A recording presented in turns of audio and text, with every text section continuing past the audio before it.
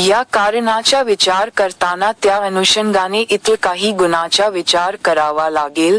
अभिमान, स्वाभिमान, अहंकार, लाचारी, स्वीकृत आणि इंगभूत हे गुण मानवी अमूर्त स्वभावाची अमूर्त विशेषणं आहेत. मग अभिमान कोणताही, उदा. देशाभिमान, धर्माभिमान वगैरे. स्वाभिमान व्यक्तिकेंद्री विशेषण आहे. स्वत च्या सद्गुणाचा अभिमान म्हणजे स्वाभिमान आणि दुर्गुणाचा अभिमान म्हणजे अहंकार.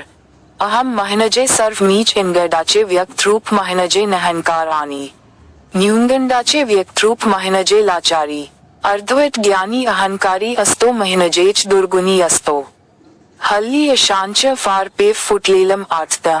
असाच एक दुर्गुणी अर्धवट ज्ञानी अधिकारी बैठकीत सांगू लागला, एखाद्या आस्थापनेमध्ये प्रत्येक वेतन श्रेणीत स्वतंत्र रोस्टर असते.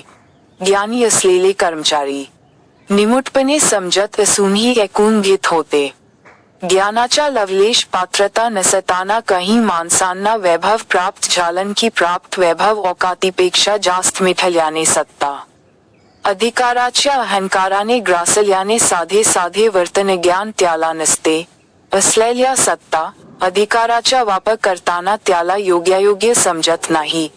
सत्ता असल्याने त्याच्या अधिपत्याखालील त्याचे पोसलेले चाटुकार त्याच्या मूर्खपणाला देखील दुजोरा देतात.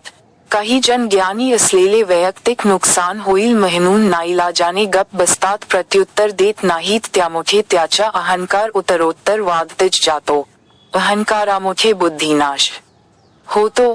रामायण महाभारतातील खलनायकाच्या किंवा अगदी सांप्रत परिस्थितीतील अल्पसा अधिकार सत्ता असलेल्यांची हीच स्थिती आहे.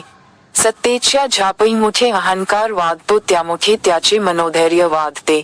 तस तो जास्तच मूर्खपणा करून स्वत ची फजिती करून घेतो. अधिकाराखालील व्यक्तींना त्याच्या मूर्खपणा ऐकून घेणं अपरिहार्य असते. बालिश बहु बायकात बडबडला या मोरोपंतांच्या ओठायप्रमाणे त्याचे बोलणे असते. अर्धवट ज्ञानी अहंकार कधीच सोत नाही, त्यातच त्याचे पतन होते. अज्ञान्याला लाचारीचे काही वाटत नाही. लाचारी स्वाभिमान काय असतो हे त्याला समजतच नाही आणि समजलच तर ती त्याची जीवन जगण्यासाठी गरज असते. असमर्थता न्यूनगंडाचे प्रकटीकरण म्हणजे लाचारी. ती त्यांच्या स्वभावाचे अविभाज्य अंग असते. त्याला आणि इतर कोणालाही त्याच काय वाटत नाही. किंबहुना जीवन हे असेच जगायचे नसत हे तो इतरांनाही अज्ञानामुळे सांगतो. स्वाभिमानाचा लवलेशही त्याला नसतो. आता पूर्ण ज्ञानी स्वाभिमानी असतोच, पण कधी कधी जाणीवपूर्वक अहंकारी बनतो. पूर्ण ज्ञानाचा अहंकार परिस्थिती सापेक्ष असतो. स्वाभिमान व्यक्त करण्यासाठी त्याला अहंकार स्वीकारावा लागतो. स्वाभिमानी कधी कधी लाचार सुद्धा जाणीवपूर्वक होतो. प्रश्न असे निर्माण होतात की स्वाभिमानी अहंकारी झाला तर वावगे ठरू नये, पण स्वाभिमानी लाचार का होतो? त्यांच्या लाचारीस कोणते घटक कारणीभूत ठरतात? का सतांत राक्षसांना स्वाभिमान्याला लाचार बनविण्यात राक्षसी आनंद मिळतो?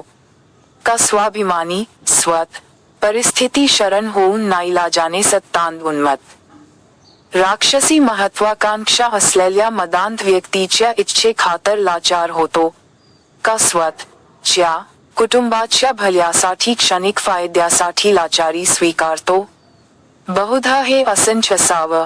पूर्ण ज्ञानी स्वाभिमानी असतो हे जर मान्य केले तर मग ज्ञानी मनुष्य स्वाभिमान सोडून लाचारी का पत्करतो?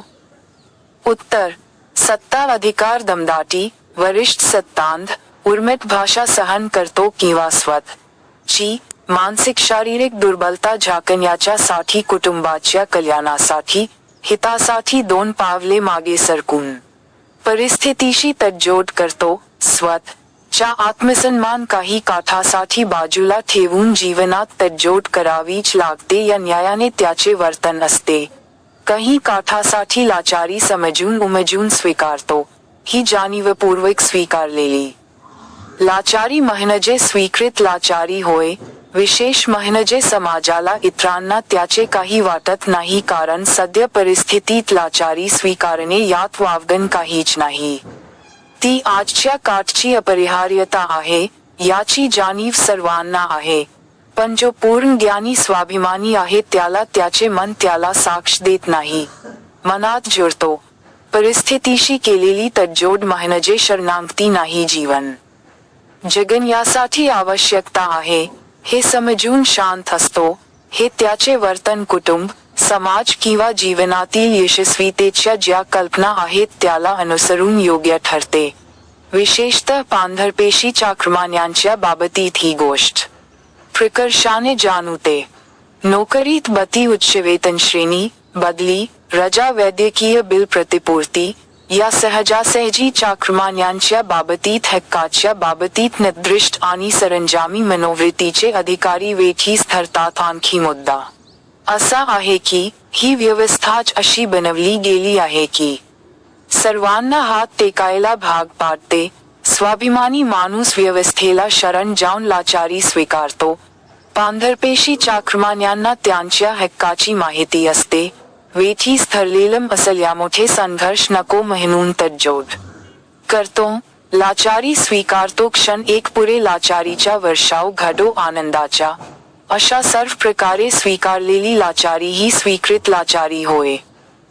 आता अनुभूत लाचारीचा विचार करू.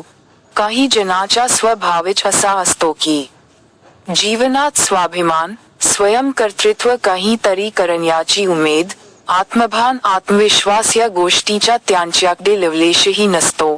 स्वतःच्या क्षणिक फायद्यासाठी ते कोणत्याही थराला जायला तयार असतात. त्यांचे जीवन सुखी असत हे मात्र खरं, कारण हे कोठेही गेले तरी त्यांची लाचारी, चमचेगिरी, चापलूसगिरी, चाटुकारिताही सोबतच असते. त्यामुळे त्यांना कुठे काही कमी पडतच नाही. अशांची समाजाच्या लेखी त्यांची किंमत शून्य असते, पण त्याच त्यांना काही वाटत नाही. निर्लज्जम, सदा सुखी या न्यायाने त्याचे जगणे असते.